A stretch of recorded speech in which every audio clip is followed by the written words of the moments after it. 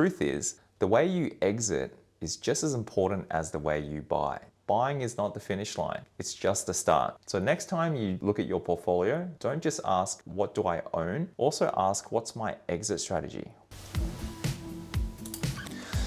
Hey guys, today I want to talk about something that almost no one talks about when it comes to property. Exit strategies. You see, a lot of the time people focus on buying, which is important for acquisition and growing your asset base. However, the truth is, the way you exit is just as important as the way you buy.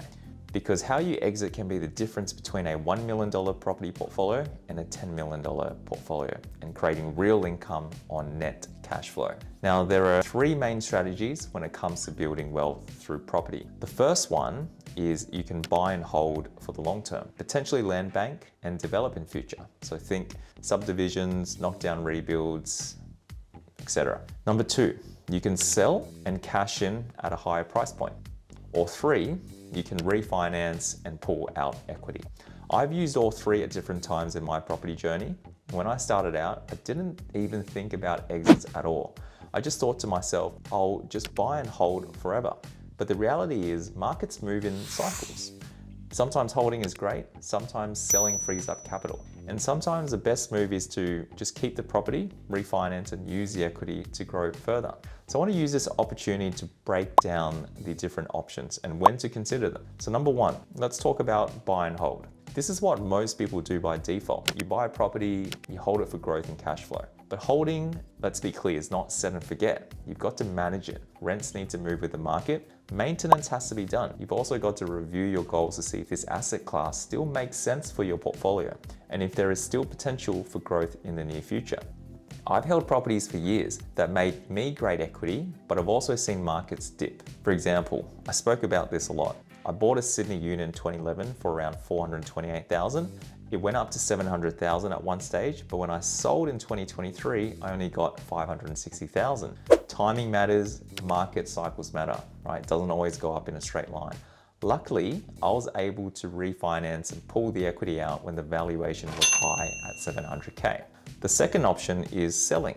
A lot of people think selling is a failure. I get it. It's not. Selling is just another tool. After the property has done its job and it's given me capital growth, I personally sold two properties because I had a lot of maintenance issues with these properties. So I've sold a North Sydney unit and I've sold the WA house, which ended up netting me around $360,000. Selling allowed me to reposition into other markets like Victoria, free up capital, pay off debt, increase my borrowing capacity and cash flow, and so I've got more buffers and cash to deploy in other markets.